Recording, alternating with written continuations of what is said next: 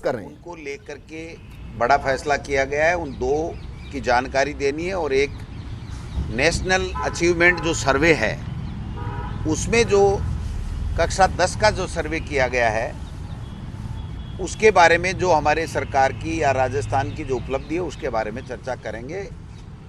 और एक विषय प्रदेश कांग्रेस कमेटी की तरफ से जो अंत में मैं आपको बताऊंगा।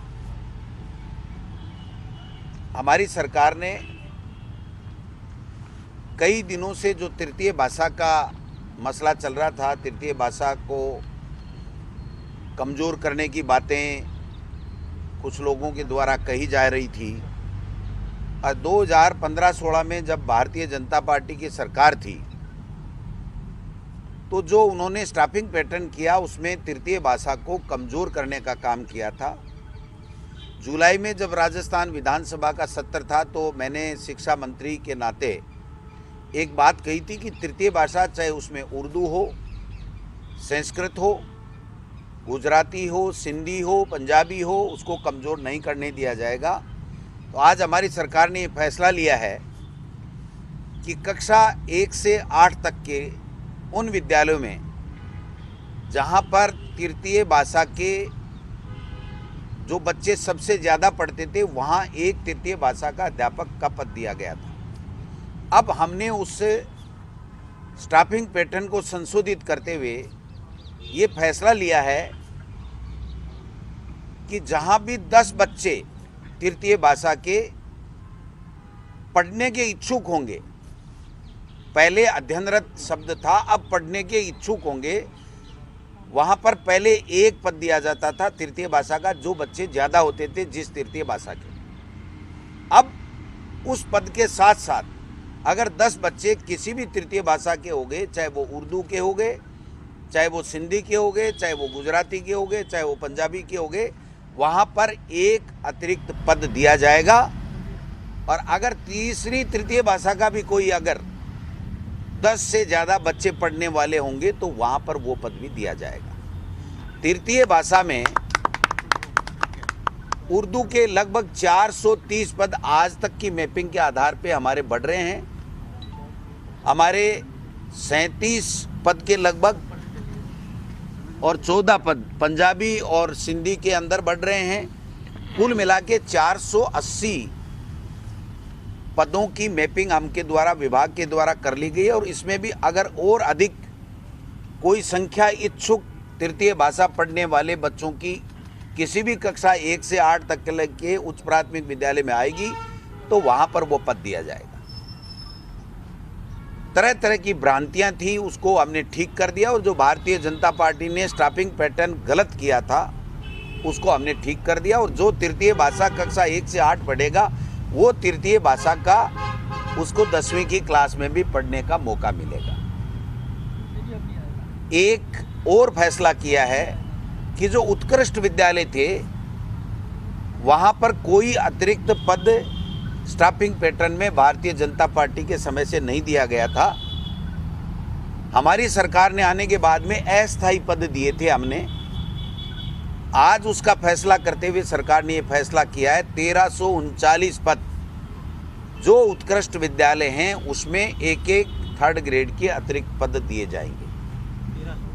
1339 तो 480 पद हमने तृतीय भाषा के दिए जिसमें 430 पद उर्दू के हैं और 1339 पद हमने उत्कृष्ट विद्यालय के दिए हैं जो स्थायी रूप से पद दिए जाएंगे। यानी उत्कृष्ट विद्यालय और ज़्यादा मजबूत हो और हमारी तृतीय भाषा भी और ज़्यादा मजबूत हो। तीसरा जो विषय है, आज खुशी की बात है कि कक्षा 10 का पहले हुआ था कक्षा 3 और 5 का, अब की बार नेशनल अचीवमेंट सर्वे हुआ, वो हुआ 10वीं क्लास का, जिसमें 3 आधार पकड़े गए कि इंफ्रास्ट्रक्चर भौतिक सुविधाएं कैसी हैं, बच्चों के सीखने का किस तरह का स्तर है और टीचर्स का किस तरह का उनको सिखाने का स्तर। उसमें जो दिल्ली है वो तो आपका स्टेट नहीं है, लेकिन कर्नाटक के बाद में राजस्थान दूसरा और अगर दिल्ली को शामिल करते हैं तो तीसरा नंबर 10वीं क्लास के जो सर्वे हुआ है उसमें हमारा राजस्थान आया। ये हमारे सब के लिए खुशी की बात है कि पूरे हिंदुस्तान में हम लोग स्टेट्स में दूसरे स्थान पे हैं और अगर दिल्ली को हम जोड़ें तो तीसरे स्थान पे हैं, जो हमारा बहुत बढ़िया अचीवमेंट है। उसको भी हम लोग आज खुशी के साथ में मना रहे हैं कि हमारे शिक्षकों ने सरकारी स्कूलों में बेहतर काम किया और बेहतर काम करने के कारण से आज हमारा स्टेट का नाम ऊपर हुआ है। बच्चों ने बहुत अच्छी तरीके से पढ़ाई की और कोरोना काल में ऐतिहासिक पढ़ाई हमारे टीचर्स ने घर में आओ घर से सीखे जैसी योजना चला करके, ई कक्षा चला करके, स्माइल प्रोजेक्ट के माध्यम से, टीवी और रेडियो के माध्यम से कराई। उससे हम लोगों को ये फ़ायदा मिला कि जब 18 तारीख को विद्यालय खुले और मैं खुद निरीक्षण के लिए गया तो बच्चों में इतना उत्साह था और इतना होमवर्क उन्होंने कर रखा था जो टीचर्स ने बता रखा था और कॉपियाँ जाँच कर रखी थी कि उन्होंने कहा अप्रैल के बाद में कभी भी अगर हमारी एग्ज़ाम तो हो जाए 10वीं और 12वीं की तो हम इसमें कमज़ोर नहीं होंगे।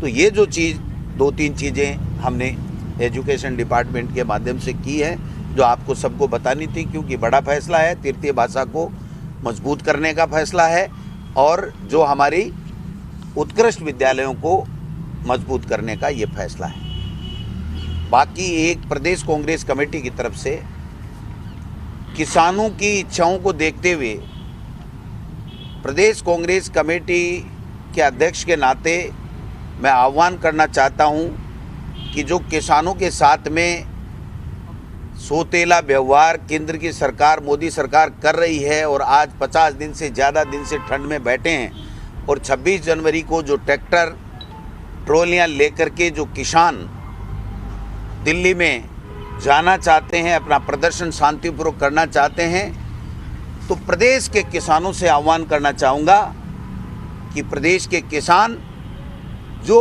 50 दिन से ठंड में, कड़कड़ाती ठंड में अंदर रात को वहाँ सो रहा, धरना प्रदर्शन कर रहा है, वो चाहे किसी भी स्टेट का हो, किसान है, उस किसान के समर्थन में राजस्थान के तमाम जगहों से, तमाम जिलों से, तमाम स्थानों से जो किसान भाई हैं वो भी अपना समर्थन उन किसानों को देने के लिए और किसानों की मांग मनवाने के लिए, मोदी सरकार के नाक में नकेल डालने के लिए जो प्रदर्शन शांतिपूर्वक करना चाहते हैं, तो प्रदेश का किसान भी ट्रैक्टरों के साथ में वहाँ पर 26 जनवरी को 25 को जाएगा और 26 को दिल्ली में कूच करेगा। ये किसानों की भावना थी, तो मैंने किसानों से प्रदेश कांग्रेस कमेटी के अध्यक्ष के नाते मैं आह्वान करता हूँ। गाइडलाइन आई कुछ इस तरह का कि जो भी जिलों ब्लॉक में प्रदर्शन किए जाए। देखिए, जो 3 दिन पहले हमारे मंत्री गए, 7 दिन हमारे एमएलएज गए, ऐतिहासिक फैसला हुआ, किसान ने उसको बहुत सराहा, जाकर के किसानों के बीच में खड़े हुए, हमारे 3 कानून जो पारित कर दिए उसको आगे नई कानून बनने दे रहे हैं, उनके 3 कानून हैं। और अखिल भारतीय कांग्रेस कमेटी ने जो खेती का खून नाम से बुकलेट जारी की है, वो राजस्थान प्रदेश कांग्रेस कमेटी की तरफ से हम लोग तैयार करवा रहे हैं और 1-2 दिन में, कल तक वो छप के आ जाएगी। तो हम लोग उन खेती का खून के साथ साथ हमारे प्रदेश ने जो किसानों के उन 3 काले कानूनों से बचाने के लिए जो प्रयास किए हैं, जो कानून बनाए हैं, उनका भी ब्यौरा देते हुए हम लोग तमाम किसानों के बीच में और पार्टी वर्कर्स के साथ में, एमएलएज को साथ में लेकर के उसको आपके साथ लॉन्चिंग करेंगे और लॉन्चिंग के साथ बंटवाएंगे। ये कल तक छप के आ जाएगी, हम लोग इसमें जल्दी ही इसको भी करेंगे। 10 फरवरी से बजट सेशन शुरू हो रहा है, राज्यपाल ने मंजूरी दे दी है, विपक्ष भी हमलावर रहेगा। कोविड पीरियड के बाद इकोनॉमिक बजट एक ऐसा पेश करना होगा ताकि इससे अर्थव्यवस्था पटरी पर आए। देखिए, 2 साल का जो कार्यकाल राजस्थान की सरकार का, अशोक गहलोत जी के नेतृत्व की सरकार का रहा है, वो ऐतिहासिक रहा है, अच्छा रहा है, जनता ने उसको सराहा है।